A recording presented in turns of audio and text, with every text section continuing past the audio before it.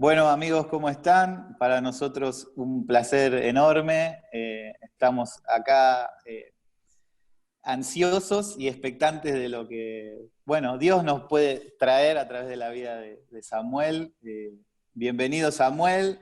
Muchas gracias por recibirnos. Para nosotros un honor enorme poder tenerte con nosotros y de alguna forma dejar que Dios nos aclare ciertas cosas a través de lo que Él te ha dado. Consideramos que sos un hombre estudioso, un hombre que conoce mucho la palabra y es lo que nosotros queremos y apuntamos, sobre todo en estas charlas, a ir a la esencia, a ir al mensaje, a ir al original y sé que nos puedes ayudar en base a eso. Así que yo los presento, mi amigo Nahuel y Samuel. Bienvenido, gracias. Un enorme, enorme privilegio para nosotros tenerte.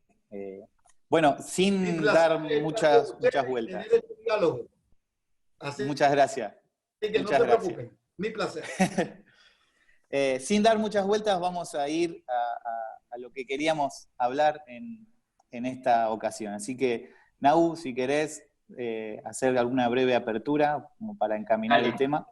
Dale. Samuel, estuvimos en estas charlas tratando de abrir un poquito el panorama en cuanto a lo que es toda la interpretación de los últimos tiempos y lo que hicimos en estas dos charlas que tuvimos fue como exponer las cuatro posturas que vos justamente mencionás en el libro, ¿no? Lo que es el idealismo, lo que es el historicismo, el futurismo y lo que es el preterismo. Y estuvimos, bueno, ampliando un poquito cada una de estas posturas, y la intención justamente es esta, ¿no? Porque nosotros hoy por hoy, como más que nada lo que es Latinoamérica, tenemos una forma muy fuerte o muy popular de interpretar los últimos tiempos, ¿no? Que es lo que la forma más popular que tenemos hoy. Bueno, y la idea era también un poquito abrir el panorama, porque quizás mucha gente solamente conoce una sola postura y no conoce que hay otras escuelas que han sido a lo largo de la historia de la Iglesia, ¿no? Y en medio de estas charlas queríamos preguntarte, ¿no? Vos en el libro haces mucho énfasis en la relevancia de la audiencia original, ¿no? Destinatario del libro de Apocalipsis, que está destinado a las iglesias de Asia Menor, ¿no es cierto? Sí. Entonces, en base a esta premisa que reiteradas veces repetís en el libro, ¿vos considerás que el concepto que tenía en ese momento la audiencia original del siglo I de la segunda venida de Cristo es compatible con la doctrina que hoy tenemos como de un rapto, que es como lo más famoso que nosotros conocemos, al menos en América Latina? Muy buena. Muy bien, mira, varias cosas son importantes. Número uno, ver que el libro de Apocalipsis se escribe en un momento histórico específico, cuando estaban teniendo problemas concretos en comunidades específicas. No un libro como el día de hoy, nosotros escribimos memos en la oficina a quien pueda interesar. Ese no es el estilo. El estilo de Apocalipsis es que se escribe, dicho sea de paso, en forma de carta. Es una carta del vidente que recibe de parte de Dios, y es una carta que se le escribe a las 7 iglesias en el capítulo 1, número 1, y luego en el capítulo 2 y en el capítulo 3 se identifican 7 iglesias. Lo que es interesante es el número 7, porque ya comienza a abrirse el panorama de que la carta está escrita a todas las iglesias, porque el número 7 representaba la totalidad, algo completo. Y en esas 7 iglesias estaban representadas todo el cuerpo de Cristo. Entonces, se escribe en un momento que tenía las siguientes características. Número uno, estaban persiguiendo a los cristianos. Ahora, desde que queman a Roma y desde que Nerón le echó la culpa a los cristianos, comenzó un esfuerzo de persecución de los cristianos que nace en Roma, sigue por el Asia Menor, pero llegó al Oriente Medio también. Y comienza esa persecución sistemática. En el año 92, la persecución aumenta por varias razones. Pero la razón fundamental es que la persecución estaba, pero en el 92 al emperador se le ocurre utilizar el ejército para implantar la doctrina de que el emperador era divino. Y cuando una comunidad no aceptaba que el emperador era divino, lo acusaban de ateo. Y cuando una persona era atea, la podían matar y la podían destruir porque no valía la pena vivir de esa manera, de acuerdo a los postulados del Imperio Romano. Cuando se encontraban dos personas en la antigüedad, después del año 70, después de la literatura del apóstol Pablo, se saludaban. Pero la forma del saludo, hoy nosotros siempre nos dábamos la mano, ahora tenemos que darnos el codo, ¿verdad? Por el asunto del coronavirus. Pero la forma de saludarse en la antigüedad era, alguien llegaba, te saludaba, alzaba la mano y decía, César es el Señor. Y el otro le contestaba, sí, César es el Señor, pero no había problema. Y así se iban saludando, pero cuando llegaban a un cristiano, le decían, César es el Señor. Y el cristiano respondía, no, Jesucristo es el Señor. Y eso comenzó a causar dificultades. Y en el 92, el emperador se le ocurrió utilizar los ejércitos para perseguir a los ateos. Y en ese mundo ateo estaban no solamente los cristianos, sino los judíos. Y empezaron a matar en el 92. Y eso fue increciendo porque desde el 70 mataban los cristianos y los ponían en el circo romano. Los ponían a luchar con gladiadores profesionales que los mataban de una espadazo. Luego comenzaron a ponerlos con animales y los animales se los comían de un momento. Entonces eran tigres, leones y elefantes. O sea, que el elefante no solamente te tumbaba, sino que se sentaba encima y te destruía. Y así la persecución fue en aumento, y ya para los años 90, 92 específicamente, comenzaron a crucificar cristianos, pero con la cabeza para abajo. Entonces la agonía era enorme. Ese fue el entorno del libro de Apocalipsis. Fue un contexto de muerte, fue un contexto de persecución, fue un contexto de angustia. Y el vidente lo que viene a decirle a los cristianos es decirle, la última palabra de Dios para ustedes no es el sufrimiento, no es el dolor, no es la persecución, porque las primeras cosas pasaron, dice el libro de Apocalipsis, sino que lo que le espera a los cristianos son cielos nuevos y tierra nueva que Dios tiene preparado para aquellos que le aman. Y en ese mundo de los cielos nuevos y la tierra nueva hay dos imágenes de importancia. Uno, hay un mar de cristal. En el mar de cristal nadie se ahoga. Es un mar de paz. Y segundo, las calles son de oro. Y en las calles de oro no hay persecución. No crucifican a nadie, ni lo ponen en el circo romano. Es decir, que la palabra de Dios era una palabra de consolación y esperanza. Ese mensaje ha seguido vivo a través de 2000 años, porque cada vez que han venido momentos de dolor, el libro de Apocalipsis nos ayuda a descubrir esperanza. Ahora, el concepto del fin del mundo ha estado vigente desde que Jesús se fue. Estamos en los días finales. El apóstol Pablo hablaba del momento final, que él iba a ver. Al final de camino, pues se dio cuenta que él no iba a ver y dice que los que queden. pero la primera carta en los tesalonicenses habla de que él va a estar. Lo que pasa es que al final de la carta en los romanos y en los gálatas alude a los que queden, claro, porque se dio cuenta que la venida del Señor no era una experiencia, ¿verdad?, inmediata. Y a través de la historia hemos estado siempre en los días finales.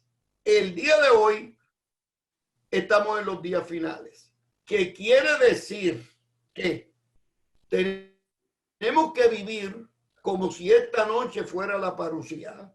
Y segundo, tenemos que tener confianza y paciencia como si se tardara 1000 años más. Entre esos dos polos, aquí y ahora, mañana y el tiempo, es que los cristianos se han dirimido este tema a través de los años.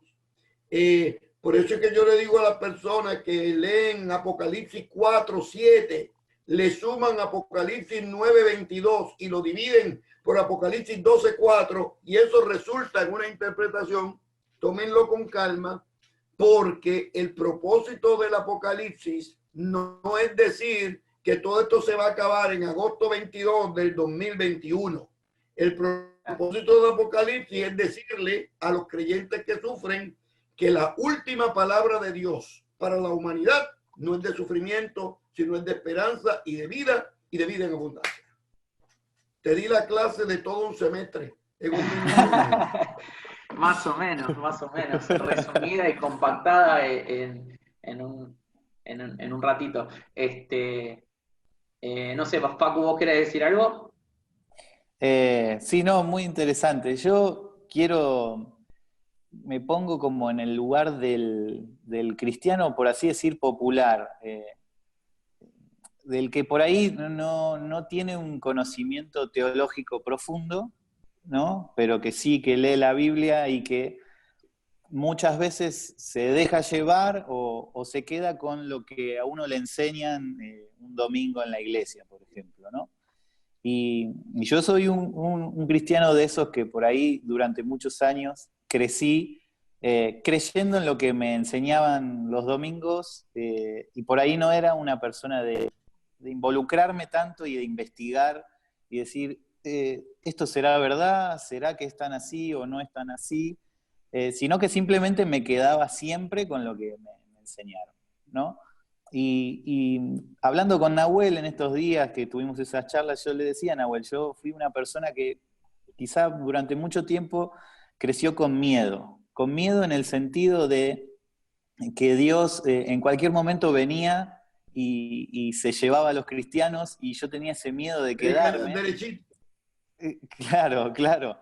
Y de sufrir como ese rapto, pero que Dios se llevaba a los buenos y yo que por ahí no sé si era tan bueno, tenía ese miedo de quedarme, ¿no? Y hablábamos con Nahuel de que ese tipo de creencias muchas veces está relacionada con, o revela de alguna forma el carácter de Dios. Entonces, en algún sentido yo le tenía miedo a ese Dios. Y crecí como teniendo un concepto de un Dios que sí que podía venir a buscar a su iglesia, pero que a su vez era como que me infundía miedo, ¿no? Terror. De hecho, ha habido películas y libros que hablaban de esto, ¿no? Del rapto. Yo quisiera preguntarle, Samuel, ¿de dónde cómo es que surge esta teoría del rapto? Si es que en realidad, bueno, si usted tiene una opinión, si es errónea, si es verdadera, si es así o no, pero si usted tiene el dato preciso de cómo es que surge este pensamiento del rapto. Mira, esto viene a través de toda la historia de la iglesia. ¿Cómo va a ser el momento final? Entonces, la expresión parusía en griego lo que alude es que va a haber un momento del retorno del Señor. Y recuerden que en el libro de los Hechos, capítulo 1, verso 8, se habla de que cuando los ángeles, los mensajeros, vieron que el Señor subió y los discípulos se quedaron abajo, y no se preocupen, que ese mismo Señor que han visto subir, ¿recuerdan el texto bíblico? También va a venir. Entonces ese verbo, parusía, se utiliza así en la vuelta del Señor, en el regreso del Señor. Ahora, La pregunta ha sido ¿cómo y cuándo? Entonces, ahí han surgido diversas escuelas de interpretación que yo explico en mi libro. Hay algunos que dicen que primero van a venir 7 años de tribulación y después viene el rapto. Otros dicen no, van a venir 2 años y medio y después el rapto. Y otros dicen no, antes de los 2 años y medio y de los 7 años va a venir el rapto y luego los no creyentes, los que no fueron fieles, van a tener. Hay otra escuela del pensamiento que dice que no, de ninguno de esos tienen razón, sino que la teología del rapto se relaciona cuando los cristianos morimos y vamos a la presencia del Señor. Entonces ahí se completa que el Señor nos busca, ¿verdad?, en las nubes y vamos al lugar donde Él tiene, y ese es el momento del rapto donde el Señor nos toma. Esas son las 4 interpretaciones tradicionales. Yo lo que le digo a la gente es que yo me dedico a la educación. Yo no me dedico a cambiar la gente de doctrina. Yo lo que le digo es que estudien bien las diferentes tradiciones y se relacionan con las que sienten que es más adecuado con su pensamiento teológico y que está más adecuado con la tradición eclesiástica que forman. Pero en el secreto del estudio, ustedes van a descubrir esas 4 perspectivas. Hubo un cambio importante en Europa en el 1860, 64 específicamente, cuando entra en escena un predicador europeo que comienza a reinterpretar la Biblia, Scofield. Scofield no era un teólogo, Scofield era un abogado que comenzó a estudiar la Biblia y a dividir. Todos los abogados son, ¿verdad?, así muy cuadraditos. Entonces dividió las 7 iglesias del Apocalipsis en 7 periodos históricos. Y en esos periodos históricos, el último, según Scofield en el 1864, el último era el último donde venía el Señor y nosotros estamos, según él, estábamos viviendo en ese momento final. Ahora, luego de más de 100 años que Scofield enseñó eso, sus seguidores han ido revisando esa doctrina. Por ejemplo, Scofield no tomó en consideración América Latina. Entonces, en este momento, el cristianismo más sólido del mundo está en América Latina. No está tomado en consideración Scofield. Segundo, a través de los últimos 100 años se han tratado de identificar quién es la bestia. Por ejemplo, en la época de la Guerra Fría, Gorbachev era la bestia. Porque tenía la marca de la bestia. Pero para los cristianos de la cortina de hierro, el que era la bestia era Reagan, presidente de los Estados Unidos, porque su nombre tenía 6 letras: Donald 6, Ronald 6, Reagan 6. Donald Reagan era 666. O sea que la gente ha interpretado posteriormente a cuando se hace la Unión Europea. La gente dice, no, estas son las 12 naciones europeas, la Liga de Naciones que preambula el fin del mundo. El día de hoy son más de 28. Bueno, una menos porque Inglaterra a veces va y a veces viene. Pero ya no son 12. ¿Entiendes? Siempre han tratado de buscar detalles, pero que no resisten el análisis de la historia. Por eso yo le digo a los creyentes, es mejor leer el libro de Apocalipsis desde una perspectiva teológica para tratar de descubrir en el texto original cuáles eran los valores y las enseñanzas y las prioridades que el vidente quería enseñar, porque eso es lo que nos puede ayudar el día de hoy. Pero si tratamos de buscar fechas, se nos hace muy difícil. Y por 2000 años la gente ha tratado de descubrir fechas y sistemáticamente se han equivocado. Y si por 2000 años se han equivocado, ¿Qué me hace sospechar a mí que la semana que viene el que siga esa misma metodología lo va a hacer bien? Entonces, yo lo que le digo a los que no, mira, mejor es mirar el libro de Apocalipsis como un todo y como un gran mensaje de esperanza, como un gran mensaje de liberación, como un gran mensaje de restauración, y que cada iglesia con su teología pueda entenderse de dónde viene su teología, pero que pueda entender las otras posturas. Y una vez que uno tiene un panorama amplio, entonces puede entenderse de una manera que yo he llamado en mi libro con pertinencia. El libro de Apocalipsis no es un libro para el más allá, es un libro para el más acá.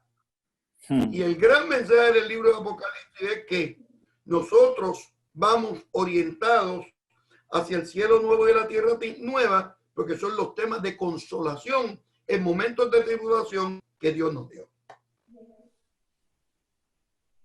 Perfecto. Impecable. Ya tengo una canción sobre eso. Bueno, Sí, sí. no sé cómo estamos de tiempo, Samuel, no te queremos robar mucho más. Uno más pueden hacer. Bueno, Sí. bueno. Nau, ¿vos tenés alguna más que quieras ¿Un hacer? comentario más o una pregunta? Sí, Samuel, yo quizás con la posibilidad de haber ido al seminario y demás y de haber podido estudiar un poco las posturas, bueno, o sea, yo personalmente me tiro un poquito más por una interpretación un poquito más preterista, no tan última, sino lo que rescato del preterismo es que le da relevancia a la audiencia original, ¿no? Pero básicamente, o sea, o te pido un par de tips, no sé, como mencionás en el libro, ¿qué significaba, por ejemplo, para los que nos van a escuchar y que tampoco tienen la oportunidad de acudir a un seminario y demás, ¿qué significaba el 666? O sea, porque de fondo, vos en el libro explicás muy bien que es como si Juan, cuando estaba escribiendo, estaba usando como una escenografía ya conocida para la audiencia a la que le estaba escribiendo, ¿no es cierto? Bueno, Por de eso hecho, no tenía que explicarlo. claro, exactamente. Entonces, por ejemplo, ¿qué significaba el 666 o qué opciones hay para el 666, la bestia o el milenio, los 1000 años? De repente toda esta numerología o simbología que aparece en el libro de Apocalipsis. El 666, recuerda que los números en la Biblia son altamente significativos. Exactamente, sí. 666 es 3 veces 6. Y el 6 no llega al 7. Lo perfecto es el 7. El 6 es lo imperfecto. Y 3 veces 6 es lo imperfecto de manera absoluta y completa. Es decir, el 666 representa lo antagónico al 777, que es una alusión y hay referencia a Jesús como el 777, inclusive el 888. El 666 es lo antagónico a Cristo Jesús. Pero además, el 666, cuando uno estudia la numerología, uno descubre que el emperador romano, cuando uno sumaba los números del emperador romano, las letras del emperador romano sumaban 666. Es decir, que el número 666 era una forma de esconder el nombre del emperador, pero para que supieran los creyentes que originaba esta angustia y estos problemas era el emperador, el 666. Y el número 1000 en la Biblia aluden a un periodo completo, algo absoluto. Los días de nuestra edad son 70 años, pero los más robustos son 80. 70 es 7 veces 10 veces 7, que es completo. En el Salmo 90 se habla de 1000 años son como el día de ayer que pasó. 1000 es algo completo. Perdón, Después Samuel. de un periodo completo, adecuado, entonces es que viene el juicio final de Dios. Exacto. O también se ven referencias, no sé, como el salmista decía, mejor es un día en tus atrios que 1000 fuera de ellos. O sea, es como, también se puede entender como un periodo largo de tiempo. Esto es así. O sea, me interesa más que nada para que nosotros podamos descubrir qué estaba entendiendo la audiencia original cuando se hacía uso de todos estos números, ¿no?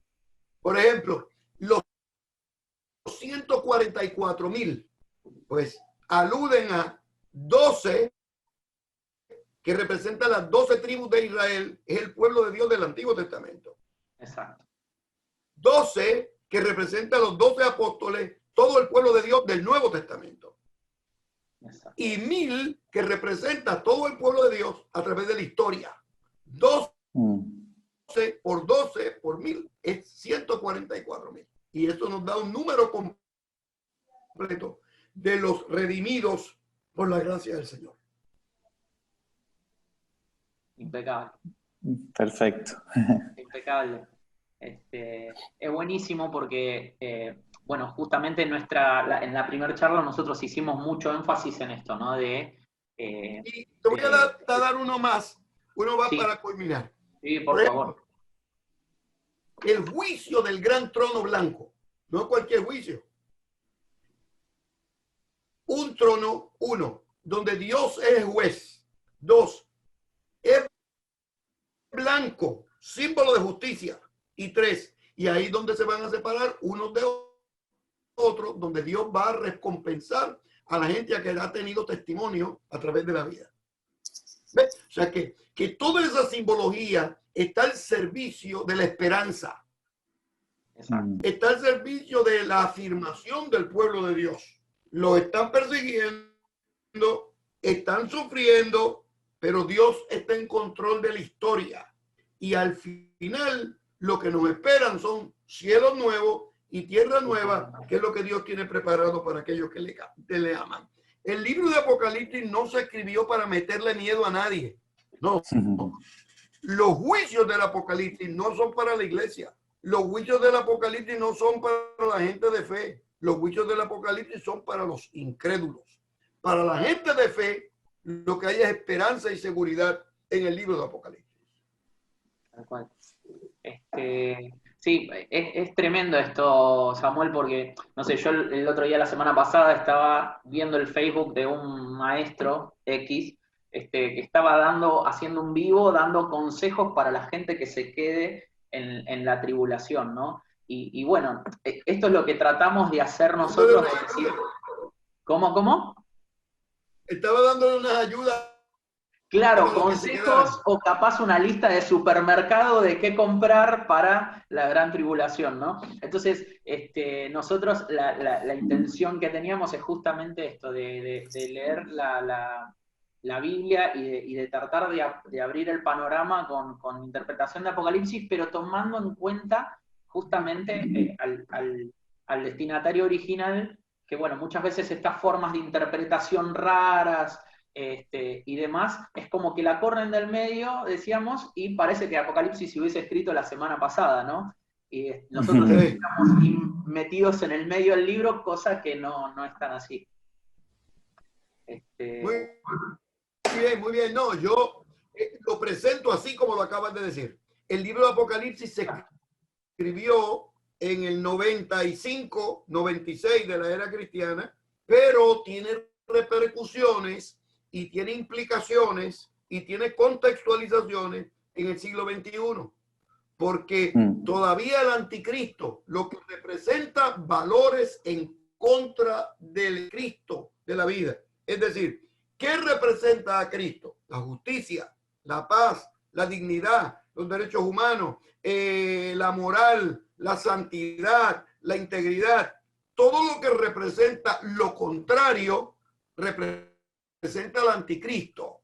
cuando hay injusticia, cuando hay dolor, cuando hay mentira, cuando hay, no hay paz. O sea, en el siglo XXI se manifiesta el anticristo, pero la esperanza de los cristianos es que el 666 no tiene poder contra el 777, que es Cristo, el que nos da vida y vida en abundancia. Así es. Bueno, Samuel, clarísimo. Muchas gracias por su tiempo. Gracias de verdad. Para nosotros es, como decía Nahuel al principio, es un privilegio. Un honor enorme.